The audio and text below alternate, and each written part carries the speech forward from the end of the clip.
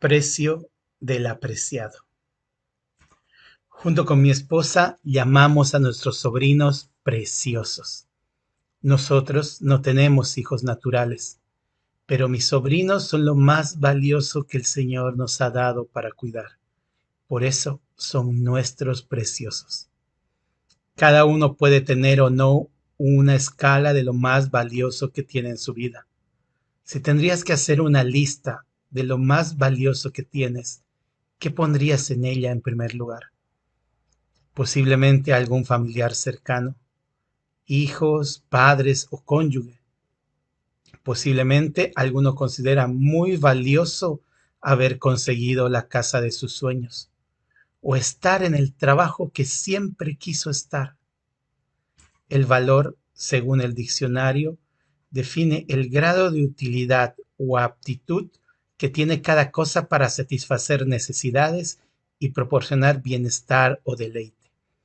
Este también puede ser afectado por la dificultad de obtener ese bien o servicio, lo que hace que ante la escasez aumente el valor.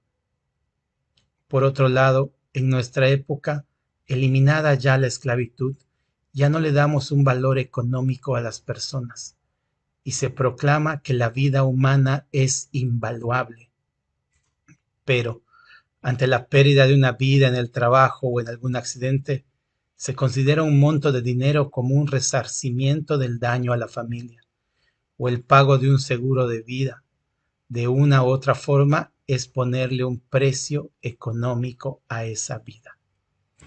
También existen recompensas que se entregan por personas buscadas, ya sea desaparecidas o buscadas por la justicia. Incluso recuerdo películas que recreaban carteles del lejano oeste donde se ve la cara del delincuente buscado junto a la recompensa. Se busca vivo o muerto. Del mismo modo, cuando el mismísimo Hijo de Dios se encontraba en esta tierra, pusieron un precio a su cabeza. Mateo 27, 3 al 10.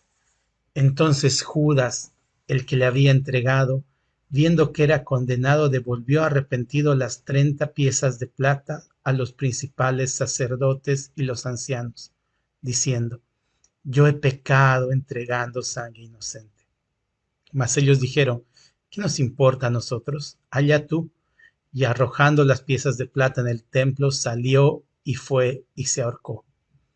Los principales sacerdotes, tomando las piezas de plata, dijeron: No es lícito echarlas en el tesoro de las ofrendas, porque es precio de sangre. Y después de consultar, compraron con ellas el campo del alfarero, para sepultura de los extranjeros, por lo cual aquel campo se llama hasta el día de hoy campo de sangre. Así se cumplió lo dicho por el profeta Jeremías cuando dijo: Y tomaron las 30 piezas de plata, precio del apreciado, según precio puesto por los hijos de Israel, y las dieron para el campo del alfarero, como me ordenó el Señor. El precio que se había pagado por el Señor Jesús fueron 30 monedas de plata. Y este fue el precio que le pusieron los hijos de Israel, es decir, los judíos, buscando un poco el valor al que equivaldría hoy en día. Se pueden encontrar varias versiones, según el tipo de moneda, el peso de la plata, según los salarios a los que equivalía en ese tiempo y algunas otras comparaciones más. Según se tome en cuenta el precio de la plata o en términos del sueldo, inflación, los cálculos pueden resultar en mucho dinero o en no tanto. Pero la palabra indica que con ese dinero se compró un terreno para sepultura de los extranjeros. O sea, el precio que pagaron por el Señor era el precio de un lote grande. En nuestros días esto es muchísimo dinero. Pero el monto que pagaron por el Señor fue un monto de desprecio, no fue un monto de valor. No lo consideraron valioso. Las mismas 30 monedas de plata eran el precio de un esclavo común. Para el pueblo de Israel, el Señor Jesús no valía más que eso.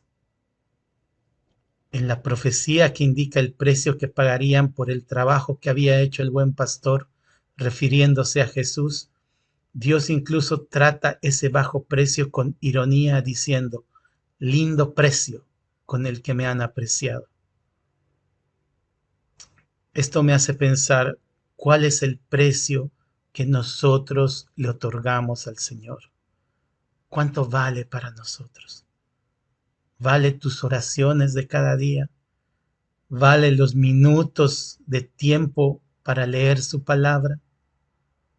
A veces, por tan poco traicionamos al Señor Jesús, a precio de placer, continuando con un pecado que no queremos dejar, a precio de aceptación, no mostrándonos como cristianos por miedo a los demás y qué dirán. Es irónico saber que el pueblo de Israel trató con tanto desprecio a aquel que consideraba a Israel su especial tesoro, su pueblo escogido. Así que hermanos, consideremos hoy a nuestro Señor como lo que realmente debe ser para nosotros los que creemos en Él. Primera Pedro 2:9, por lo cual también contiene la Escritura. He aquí pongo en Sión la principal piedra del ángulo, escogida, preciosa, y el que creyere en Él no será avergonzado. Para vosotros, pues, los que creéis, Él es precioso, pero para los que no creen, la piedra que los edificadores desecharon ha venido a ser la cabeza del ángulo. Vivamos una vida que le dé el valor que realmente el Señor tiene. Consideremos nuestros caminos y nuestras decisiones para valorar a Dios y su salvación como el más precioso tesoro.